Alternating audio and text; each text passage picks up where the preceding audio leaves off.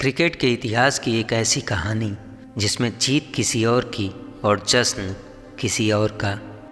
Cricket के इतिहास का एक ऐसा पल जिसमें भारतीय खिलाड़ियों ने बता दिया था कि हम ही हैं जो कहते हैं सर्वे भवन्तु सुखिनः, और हम ही हैं जो दुनिया को दर्द से बाहर लाकर उनके चेहरे की मुस्कुराहट को मुकम्मल कर सकते हैं। आज की कहानी भारतीय दर्शकों के गौरव का वह अविस्मरणीय लम्हा है जिस लम्हे का स्वागत पूरा विश्व अपना सर झुकाकर कर रहा था। एक ऐसा देश जिसकी खुद की आज़ादी भारत के दम पर मिली थी, वे दूसरों की आज़ादी के उत्सव में खलल डालकर उनका अपमान कर रहे थे।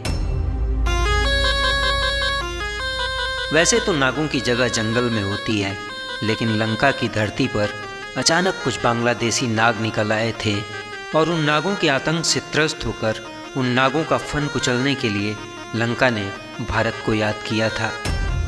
अब उन नागों के निशाने पर था अपना भारत और भारत के निशाने पर थे वे बांग्लादेशी नाग। नमस्कार, आप देख रहे हैं द स्टोरी विद सोनू का खास एपिसोड द 19 ओवर, कहानी नागों के फन कुचलने की।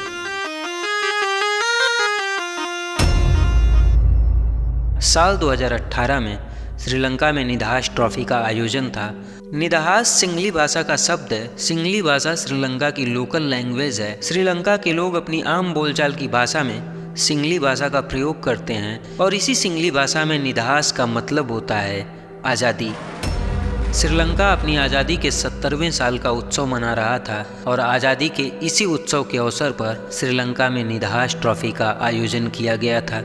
श्रीलंका, भारत और बांग्लादेश, इन तीन देशों ने इस प्रतियोगिता में भाग लिया था। अपने लीग स्टेज के परफॉर्मेंस के दम पर भारत पहले इस प्रतियोगिता के फाइनल में पहुंच चुका था, लेकिन लंका और बांग्लादेश के बीच लीग स्टेज का आखिरी मैच अभी खेला जाना बाकी था और समीकरण कुछ ऐसा था कि इसी मैच का परिणाम प्रमाणित करने वाला था कि फाइनल में युद्ध के लिए कौन अपनी सेना लेकर भारत के सामने उतरेगा और कौन इस टूर्नामेंट से बाहर हो जाएगा। श्रीलंका की आज़ादी के 70वें साल के उपलक्ष्य में यह सीरीज खेली जा रही थी, इसलिए श्रीलंका के लिए यह सिर्फ एक क्रिकेट मैच न होकर उनके लिए उनकी आज़ादी का उत्सव था और यही कारण था कि श्रीलंका के खिलाड़ी और श्रीलंका के लोग इस मैच के साथ साथ फाइनल मैच को भी जीतकर अपनी इस आज़ादी के उत्सव को सुखद अंजाम देना चाहते थे, लेकिन कुदरत को उनकी ये चाहत मंजूर नहीं थी। 16 मार्च 2018 को कोलंबो में यह मैच प्रारंभ होता है। इस मैच में श्रीलंका ने पहले बल्लेबाजी करते हुए 20 ओवर में अपने 7 विकेट खोकर 159 रन बनाकर बांग्लादेश को जीतने के लिए 160 रनों का लक्ष्य दिया। बांग्लादेश ने इस लक्ष्य का पीछा किया और 19 ओवर खत्म होते होते बांग्लादेश अपने 7 विकेट खोकर 148 रन बना चुका था। बांग्लादेश को अब यह मैच जीतने के लिए 4 गेंदों में 12 रन की ज़रूरत थी। श्रीलंका की तरफ से अपने वतन की उम्मीदों की रक्षा करने के लिए गेंद इसरू उड़ाना के हाथ में थी और महमूदुल्लाह ने इसरू उड़ाना की तीसरी गेंद पर चौका, चौथी गेंद पर 2 रन और 5वीं गेंद पर 6 लगाकर मैच को एक गेंद शेष रहते ही बांग्लादेश की झोली में डाल दिया। इस जीत के बाद प्रारंभ होता है बांग्लादेशियों का एक घिनौना नंगा नागिन नाच। बांग्लादेश के सभी खिलाड़ियों को अचानक फन निकल आए थे। ऐसी उत्तेजना, ऐसी अभद्रता और इतना हीन और मलिन कृत्य जिसे क्रिकेट के इतिहास में कभी भुलाया नहीं जा सकता है। बांग्लादेश के खिलाड़ी श्रीलंकाई खिलाड़ियों और दर्शकों को अपने फनों से सरेआम चिढ़ा रहे थे। लंका को लंका की धरती में पराजित कर बांग्लादेश अपने इस नागिन डांस से संपूर्ण लंका का उनकी इस आज़ादी के उत्सव पर एक ऐसा अपमान कर रहा था जिसे देखकर संपूर्ण विश्व शर्मसार हो रहा था। अपनी ही धरती पर, अपने ही घर में इन नागों के आतंक से संपूर्ण लंका वासियों की आंखों में आंसुओं का सैलाब उमड़ पड़ा था। जिनकी खुद की आज़ादी हमारे प्राइम मिनिस्टर इंदिरा जी के दम पर मिली थी, वे भारत के सामने ही दूसरे के निदहास यानी आज़ादी के उत्सव में खलल डाल रहे थे। मान लिया हमने कि बांग्लादेशियों को यह जीत उनके अच्छे खेल की वजह से मिली थी, लेकिन कोई भी जीत किसी को अपमानित करने का सर्टिफिकेट तो नहीं देती है। इनकी बेहूदगी की कहानी यहीं पर खत्म नहीं हुई। ग्राउंड से जाने के बाद इन्होंने ड्रेसिंग रूम में इतना हल्ला काटा कि ड्रेसिंग रूम में कांच का बना एक दरवाजा पूरी तरह से टूटकर चकनाचूर हो गया। ये नज़ारे देखकर समझ में नहीं आ रहा था कि कौन सी सभ्य टीम ग्राउंड से लेकर ड्रेसिंग रूम तक इस तरह की हरकत कर सकती है। इनकी इन हरकतों को देखकर श्रीलंका के पूर्व स्टार क्रिकेटर सनत जयसूर्या ने इनको जंगली तक कह डाला था।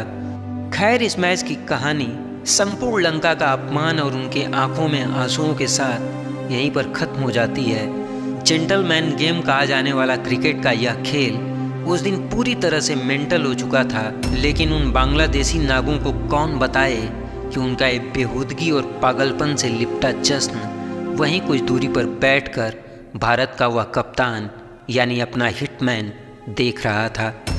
बांग्लादेशी नाग अब फाइनल में पहुंच चुके थे और निदहास ट्रॉफी के इस फाइनल मैच में वे भारत को पराजित करके भारत के सामने भी अपना एक खिलौना नागिन डांस करके भारत को भी दुनिया के सामने शर्मसार करना चाहते थे। 18 मार्च 2018 को कोलंबो के इस मैदान में यह मैच प्रारंभ हुआ, लेकिन भारत के लिए दिक्कत यह थी कि साउथ अफ्रीका के दौरे के बाद विराट कोहली, महेंद्र सिंह धोनी, हार्दिक पांड्या, जसप्रीत बुमराह और भुवनेश्वर कुमार को आराम देने के बाद एक नई नवेली टीम इंडिया के दम पर भारतीय कप्तान यानी अपने हिटमैन को इन नागों का फन कुचलना था।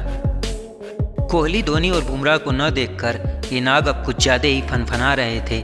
उन्हें लग रहा था कि भारत के असली सपेरे तो हैं नहीं, फिर कौन रोकेगा हमारे आतंक को। और जब लंका अपनी पूरी ताकत के बावजूद हमारे सामने नतमस्तक हो गया तो भारत की ये आधी अधूरी और नई नवेली टीम इंडिया हमारा क्या बिगाड़ लेगी। पूरे स्टेडियम में भारत और बांग्लादेश से ज़्यादा लंका के समर्थक उन नागों के अंत का यह महा एपिसोड देखने के लिए अपने अखंड शोर से भारतीय खिलाड़ियों में ऊर्जा का प्रवाह कर रहे थे। पूरा लंका उन नागों से अपने अपमान का बदला लेने के लिए भारतीय कप्तान की तरफ उम्मीद भरी नज़रों से देख रहा था। खैर, इस फाइनल मुकाबले में हिटमैन ने टॉस जीतकर बांग्लादेश को बैटिंग के लिए बुलाया और गेंदबाजी करते हुए जहां चहल, सुंदर और जयदेव उदनाकट ने अपने 12 ओवरों में सिर्फ 71 रन खर्च किए, वहीं शार्दुल और विजय शंकर ने अपने सिर्फ 8 ओवरों में 93 रन लुटा दिए। शार्दुल और विजय शंकर को लूटने के बाद बांग्लादेश ने 20 ओवर में 8 विकेट पर 166 रन बनाकर भारत को 167 रनों का लक्ष्य दे दिया था। भारत की तरफ से रोहित और धवन ने पारी का आगाज किया। दोनों ने भारत को एक तूफानी शुरुआत दी और दूसरा ओवर लेकर आए मेहदी हसन मिराज के ओवर में हिटमैन और धवन ने मिलकर 17 रन कूट दिए। लेकिन धवन की पारी शिखर पर पहुंचती इससे पहले ही साकिब अल हसन ने धवन को धराशायी कर दिया और अगले ही ओवर में रुबैल हुसैन ने रैना को बिना खाता खोले ही वापस भेज दिया। 32 रन पर 2 विकेट गिर जाने के बाद हिटमैन का साथ देने अब राहुल आ चुके थे और राहुल ने आते ही ताबड़तोड़ बल्लेबाजी प्रारंभ कर दी। केएल राहुल अपनी पारी में 13 गेंदों में 24 रन बनाकर कप्तान रोहित शर्मा का अच्छा साथ दे रहे थे, लेकिन 10वें ओवर की तीसरी गेंद पर रुबैल हुसैन ने राहुल का विकेट लेकर बांग्लादेश की बेजान होती उम्मीदों में जान फूंक दिया।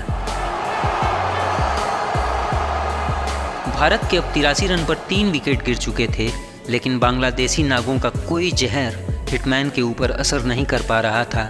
भारतीय कप्तान ने महज 35 बॉल में अपना अर्धशतक पूरा कर लिया, लेकिन दूसरे छोर पर मनीष का बल्ला बिल्कुल खामोश था, जिससे रिक्वायर्ड रन रेट में लगातार वृद्धि हो रही थी, जिसका प्रेशर अब हिटमैन को भी महसूस होने लगा था।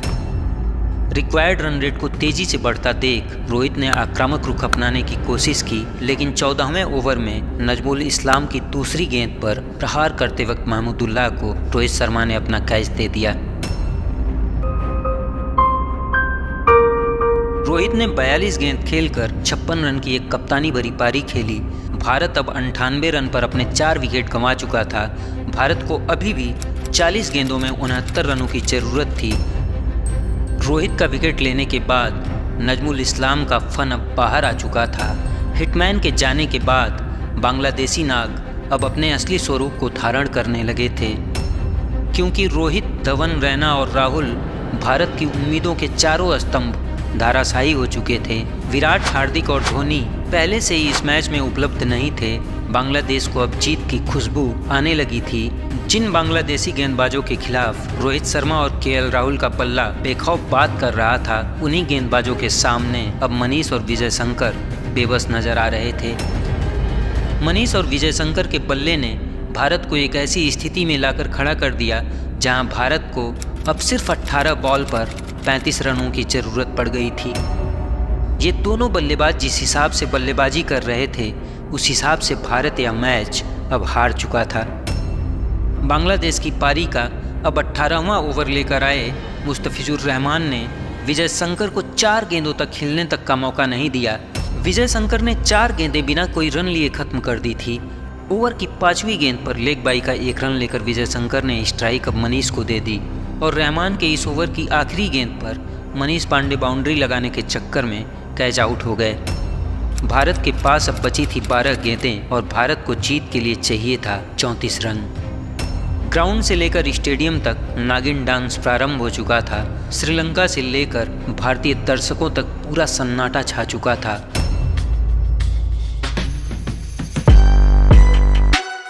कि तभी अचानक दिनेश कार्तिक के कदमों की आहट मैदान में सुनाई देने लगी थी। भारत के साथ साथ श्रीलंका की उम्मीदों और लाज का भार अब दिनेश कार्तिक के कंधों पर था। 12 गेंदों में भारत को असंभव से दिख रहे 34 रनों की जरूरत ने बांग्लादेशी नागों की उम्मीदों में 4 चांद लगा दिए थे। ये आखिरी 12 गेंदें तय करने वाली थी कि कौन अपने वतन की लाज बचाएगा और कौन अपने वतन की आबरू लुटाएगा। कप्तान साकिब अल हसन ने डेथ का पहला ओवर रुबेल हुसैन को पकड़ा दिया, जिन्होंने रैना और राहुल को अपना शिकार बनाया था। रुबेल ने अपनी पहली बॉल यार्कर डालने की कोशिश की, लेकिन डीके ने उस बॉल को 6 रनों के लिए भेजकर भारत और श्रीलंका के दर्शकों की उम्मीदों को जिंदा रखा। रुबेल की दूसरी गेंद को डीके ने बाउंड्री लाइन के बाहर भेजकर बांग्लादेशी दर्शकों के जोश को ठंडा कर दिया और रुबेल हुसैन के इसी ओवर की तीसरी गेंद को डीके ने फिर 6 रनों के लिए भेजकर फील्ड में मौजूद बांग्लादेशी नागों के फनों पर प्रहार कर दिया था। दिनेश कार्तिक से चौथी गेंद मिस हो जाती है, लेकिन 5वीं गेंद पर 2 रन और 6वीं गेंद पर एक और बाउंड्री लगाकर दिनेश कार्तिक ने रुबेल हुसैन के इस ओवर से 22 रन लूट लिए थे। अब भारत को 6 गेंदों में 12 रनों की जरूरत थी, लेकिन स्ट्राइक अब विजय शंकर के हाथ में थी और उस दिन विजय शंकर का पल्ला भारत के लिए विलन बन चुका था। गेंद अब सौम्य सरकार के हाथ में थी और सौम्य सरकार ने इस आखिरी ओवर की शुरुआत एक वाइड बॉल से की। भारत को अब 6 गेंदों में 11 रनों की जरूरत थी। सौम्य सरकार की अगली गेंद विजय शंकर फिर बीट हो जाते हैं, लेकिन सौम्य सरकार की दूसरी गेंद पर 1 रन लेकर विजय शंकर ने स्ट्राइक अब दिनेश कार्तिक को दे दी थी। अब अगली 4 गेंदों में भारत को 10 रनों की जरूरत थी, लेकिन डीके ने तीसरी बॉल पर फिर एक सिंगल लेकर स्ट्राइक फिर विजय शंकर के हाथ में दे दी। विजय शंकर के स्ट्राइक पर जाते ही यह मैच अब भारत के हाथों से अचानक फिसल गया था, लेकिन चौथी गेंद पर एक चौका लगाकर विजय शंकर ने भारत और लंका की उम्मीदों को जिंदा रखा। भारत को अब 2 गेंदों में 5 रनों की जरूरत थी और 5वीं गेंद पर विजय शंकर कैच आउट हो जाते हैं, लेकिन तब तक स्ट्राइक पर डीके पहुंच चुके थे। अब भारत को 1 गेंद में 5 रन की जरूरत थी और स्ट्राइक पर था डीके नाम का वह तूफान। संपूर्ण भारत और संपूर्ण लंका अब डीके के लिए दुआएं कर रहा था। इस फाइनल मैच की आखिरी बॉल सौम्य सरकार ने ऑफ साइड में एक फुल लेंथ की बॉल डाली और दिनेश कार्तिक ने इस बॉल को भारत के लक्ष्य तक पहुंचा दिया।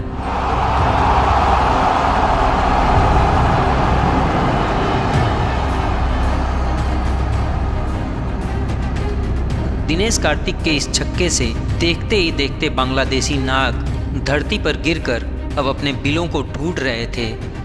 8 बॉल में 29 रन बनाकर डीके ने संपूर्ण नागों का फन कुचल दिया था। संपूर्ण लंका के दर्शक अब उसी तरफ फन निकालकर बांग्लादेशी खिलाड़ियों को उन्हीं की भाषा में जवाब दे रहे थे। उन 12 गेंदों के अंदर डीके ने पूरे बांग्लादेश को पीके बना दिया था। मैदान में जो टाइगर बनकर आए थे वे अब बिल्लियों की तरह रो रहे थे। कमेंट्री बॉक्स में सुनील गावस्कर जैसे शांत कमेंट्रेटर भी नागिन डांस करके मन में बैठे हुए दुख को बाहर निकाल रहे थे। भाई ऐसा क्रिकेट तो हमारे उधर गलियों के बच्चे भी नहीं खेलते जैसे ये बेंचोत गांडू लोग खेले। इस जीत के बाद कुछ ऐसा देखने को मिला जिसे देखकर खुद विश्व क्रिकेट का इतिहास गौरवान्वित हो उठा। भारतीय टीम ने श्रीलंका का राष्ट्रध्वज अपने हाथों में लेकर कोलंबो के उस मैदान में बांग्लादेशियों के सामने ही विक्ट्री लैप लिया। अपने हाथों से लंका का राष्ट्रध्वज फहराकर भारतीय खिलाड़ियों ने लंका के अपमान का बदला ले लिया था। भारतीय खिलाड़ियों के हाथ में श्रीलंका का राष्ट्रध्वज देखकर श्रीलंका के लोगों की आंखें भारत के लिए गर्व और गौरव से भर आई। अपने हाथों में लंका का राष्ट्रध्वज फहराकर भारतीय खिलाड़ियों ने यह जीत लंका को उनके निदहास यानी उनकी आज़ादी के अवसर पर समर्पित करके लंका के इस आज़ादी के उत्सव को एक सुखद अंजाम दे दिया था। देखते ही देखते टीके भारत और लंका के लिए हीरो बन चुके थे। दिल का सुना साज तराना ढूंढेगा, मुझको मेरे बाद जमाना ढूंढेगा।